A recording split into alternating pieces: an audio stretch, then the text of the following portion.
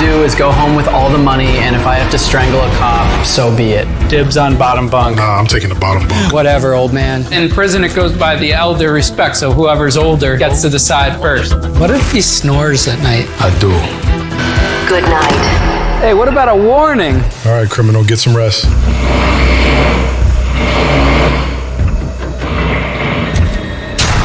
Good morning. It is way too early. This stupid cop was snoring all night. Snoring kept me up. Yeah. So I think it's like, judging by the sky, like maybe 6 or 7 a.m. right now. First night, Jimmy, I gotta say that really did feel like prison. The most important question, what were you locked up for? Fraud and money laundering, so I started